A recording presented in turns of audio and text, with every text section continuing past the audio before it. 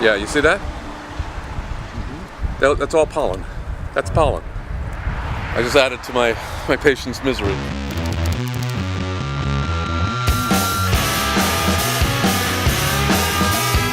How you doing, Jersey? Welcome to Ledger Live. Well, allergy season is here, and I just read on AccuWeather.com that things could be particularly bad for people who suffer from pollen allergies this year. They're blaming this on the late season snowstorms and incredibly cold winter we had, which apparently, as we all know, causes pollen counts to just explode. Now, allergy sufferers like me, we just can't catch a break because this year's dire forecast comes on the heels of last year, which the Huffington Post called the worst allergy season ever, which they blamed on climate change because we all know it's global warming and warmer winters which causes pollen counts. Wait a second. I thought it was the cold winters. Warmer winters that cause pollen? No, colder winters? Apparently it's both warm winters and cold winters cause the worst allergy seasons ever. At any rate, what a streak we are on here, because remember the 2012 allergy season? I mean, how could you not?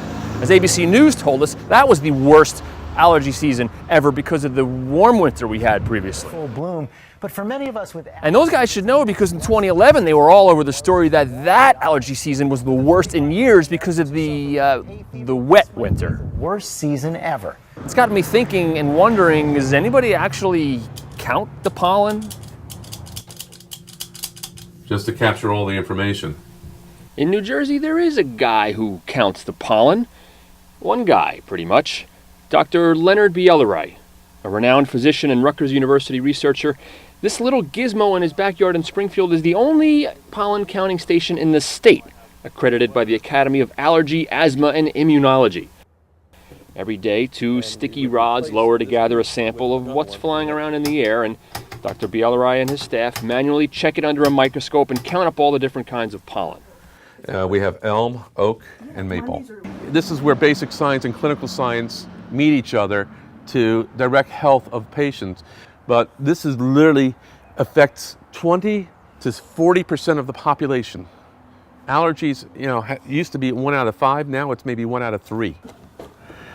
The spore by spore tally, which by the way can be found at NJ.com, allows Bielerai to do actual year-to-year comparisons with real data, unlike some of the allergy alerts common in the media, which are based on models and other factors.